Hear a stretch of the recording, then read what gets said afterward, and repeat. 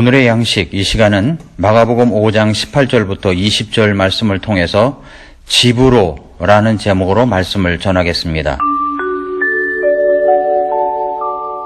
우리나라에 나온 영화 가운데 집으로라는 영화가 있습니다. 가족 영화입니다. 실제적으로 그 영화 속에 나오는 할머니는 배우도 아닌 평범한 할머니이신 김을분 할머니이십니다.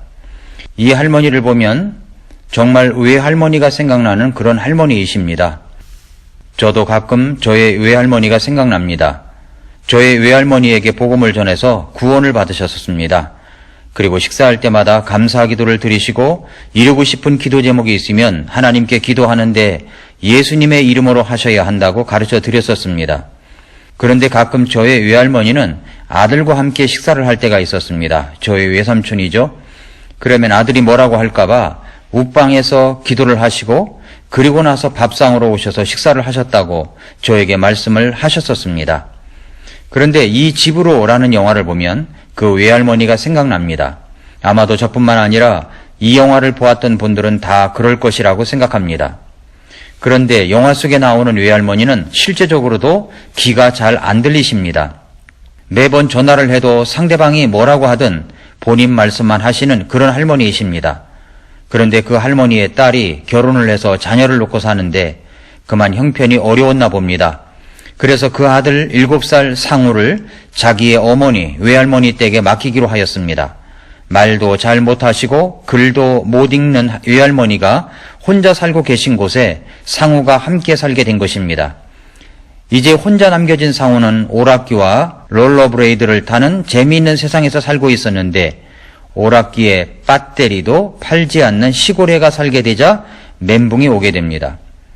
영악한 도시 아이인 상우는 자신의 육고불만을 외할머니에게 드러내기 시작하고 세상의 모든 할머니들이 그렇듯 그런 짓궂은 장난에도 외할머니는 한 번도 나무라지 않으십니다. 상우는 같이 보내는 시간이 늘어날수록 장난은 더 심해집니다. 그러나 시간이 점점 흐를수록 할머니와 정이 들어가는 상우. 글을 알지 못하는 할머니에게 글도 가르쳐드리고 간호도 해드립니다. 그러다가 이제 집으로 돌아가게 된 상우, 혼자 남게 된 할머니, 그런 할머니가 걱정되어 엽서를 건넵니다. 아프거나 보고 싶을 때 아무 말도 적지 말고 그냥 보내기만 하라고. 그럼 할머니가 보낸 건 줄 알고 바로 달려오겠다고. 손자를 떠나보내면서 마지막으로 할머니는 수화로 사랑한다고 표현을 합니다. 그렇게 할머니와 헤어지게 됩니다. 이제 상우는 할머니 집에서 엄마 집, 자기 집으로 돌아갑니다. 이것이 집으로라는 영화의 줄거리입니다. 정말 평범한 이야기지만 집으로라는 제목처럼 따뜻한 집의 모습을 그린 영화입니다. 집이 있다는 것, 안식할 수 있다는 집이 있다는 것은 우리를 안정된 생활을 할 수 있게 합니다. 사실 오늘 본문의 제목이 집으로입니다. 이 제목을 생각하게 된 것은 두 가지 이유 때문입니다. 하나는 요즘 일어나는 청소년 폭력 사건 때문입니다. 뉴스를 통해서 알고 있듯 부산에서 후배 여중생을 불러내 집단으로 폭행을 가해 피투성이로 만든 사건입니다. 벽돌과 소주병, 의자까지 나뒹굴어 있는 현장에서 무려 1시간 40분 동안 폭행당한 여중생은 피범벅이 되었습니다. 청소년의 모습이 이제는 청소년이 아닙니다. 조폭 뺨치는 생각과 폭력성을 갖고 있는 것 같습니다. 수많은 사람들이 청와대 홈페이지에 소년법 폐지 청원운동을 벌이고 있습니다. 어쩌다 이 지경까지 간 것일까요? 여기 부산 여중생 폭력 사건으로 드러난 사건이지만 드러나지 않은 폭력은 얼마나 더 많겠습니까? 강릉에서도 또 그런 일이 일어났다고 하는데요. 왜 꿈많은 청소년 시기에 악마와 같은 그런 엄청난 폭력성과 죄악성을 가지고 있을까요? 저는 이런 모습 속에서 집을 잃어버린 아이들의 모습을 읽을 수 있었습니다. 그 아이들에게 따뜻한 외할머니의 사랑이 있는 집이 없었습니다. 또 하나는 오늘 본문에서 예수님께서 말씀하신 내용 때문입니다. 오늘 본문 마가복음 5장 1절부터 20절에 보면 어느 광인이 예수님을 만나 그 속에 들어가 있던 마귀들, 악령들을 내쫓으시고 정신이 온전하게 되어 새로운 사람이 된 그런 내용입니다. 그 광인은 이제 정신이 온전하게 되었고 새로운 사람이 되었습니다. 자기를 고쳐준 예수님께 얼마나 고마운 마음이 있었겠습니까? 그래서 그는 예수님께 이렇게 요청합니다. 마가복음 5장 18절에서 그분께서 배에 오르실 때에 막이 들렸던 사람이 그분께 간구하여 자기가 그분과 함께 있을 것을 구하였으나 라고 했습니다. 예수님께서 이제 다른 곳으로 가시려고 하자 그 광인은 예수님께 간구하기를, 광인에서 고침받은 그분은 예수님께 간구하기를 자기도 예수님과 함께 있고 싶다고, 따르고 싶다고 말씀드립니다. 그러자 예수님께서 이렇게 말씀하셨습니다. 20절에 예수님께서 그를 허락하지 아니하시고 그에게 이르시되 집으로 네 친지들에게 돌아가 주께서 너를 위해 얼마나 큰 일들을 행하시고 너를 불쌍히 여기셨는지 그들에게 고하라 하시니 라고 했습니다. 어떤 사람은 제자로 부르시고 따르라고 하시는데 어떤 사람은 따르는 것을 거절하시고 집으로 가라고 하십니다. 왜 예수님께서 이 고침받은 광인이 예수님을 따르는 것을 허락하지 아니하시고 집으로 가라고 하시는 것일까요? 그 이유에 대해서 이틀 동안 묵상을 하게 되었습니다. 그것은 두 가지 이유입니다. 첫째로 그것은 이 사람에게 집으로 돌아가 가정의 따뜻함을 알게 하기 위해서였다고 생각합니다. 예수님께서 그를 허락하지 아니하시고 그에게 이르시되 집으로 네 친지들에게 돌아가. 예수님은 그에게 집으로 가라고 하십니다. 네 친지들에게 돌아가라고 하십니다. 저는 이 부분을 묵상하면서 예수님은 정말로 따뜻하고 사랑이 넘치시는 분이시라는 것을 깨닫게 되었습니다. 그동안 이 사람의 삶이 어떠했습니까? 이 광인의 삶은 마가복음 5장 1절부터 5절 말씀에서처럼 마귀들이 군단으로 이 사람에게 들어와 이 사람을 괴롭히는데 그 난폭함이 얼마나 센지 그를 사슬로 묶어 놓아도 그 사슬을 끊어버리고 산산조각나게 할 정도였고 어떤 사람도 그를 얌전하게 제어할 수 있는 사람이 없었습니다. 늘 밤낮으로 이리저리 소리 지르며 다녔고 어떤 때는 돌로 자기 몸을 상하게 하기도 하였습니다. 옛날에 한 동네에는 이런 광인이 한두 명쯤은 꼭 있었던 것 같습니다. 지금도 드러나지 않아서 그렇지 자기 몸을 제어하지 못하는 광인은 곳곳에 있을 것입니다. 얼마나 고통스럽겠습니까? 집이 있어도 집이 아닙니다. 맨날 밤낮 없이 돌아다니니까요.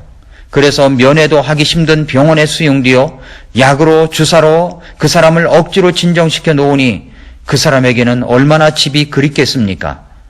예수님은 이것을 아신 것입니다. 이 사람은 먼저 따뜻한 집을 흠뻑 누릴 수 있도록 하신 것입니다.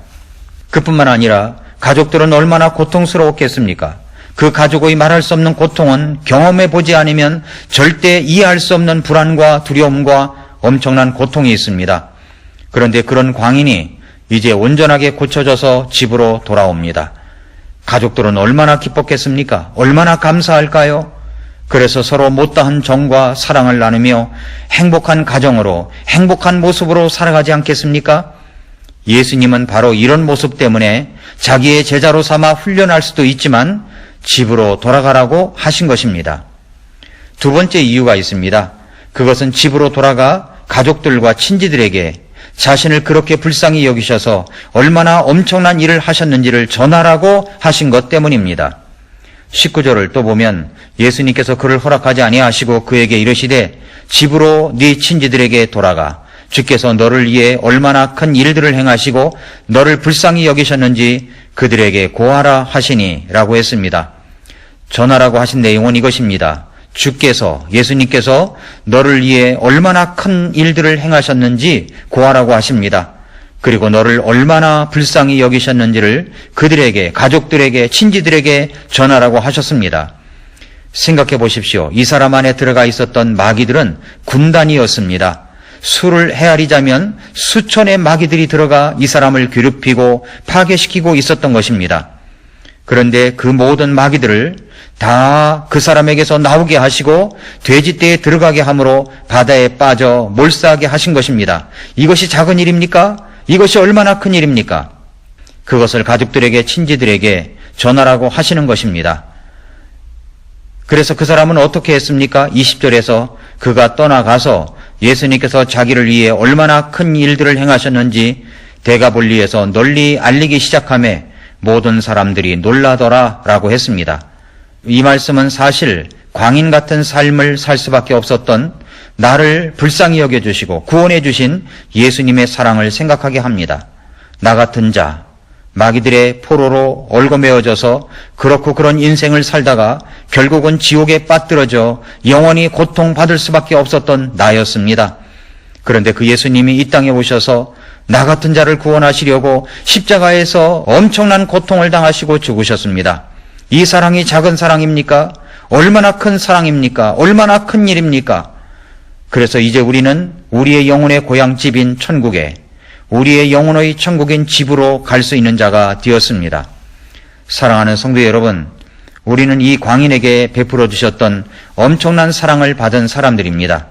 그런 나를 보고 우리 주님은 이렇게 말씀하십니다. 집으로 네 친지들에게 돌아가 주께서 너를 위해 얼마나 큰 일들을 행하시고 너를 불쌍히 여기셨는지 그들에게 고하라. 영혼의 고향 저 천국인 집으로 오게 하신 그 예수님의 사랑과 은혜를 나의 집으로 가서 사랑하는 가족들에게 나의 구원받은 이야기를 또 들려주어야 합니다. 아직 구원받지 않은 나의 자녀들, 나의 부모님, 나의 아내, 나의 남편, 그리고 큰일 때면 만나는 친지 친척들, 그분들도 구원받아야 할 사람들입니다. 그런데 그 구원은 나의 구원받은 간증과 전도로 받을 수 있습니다.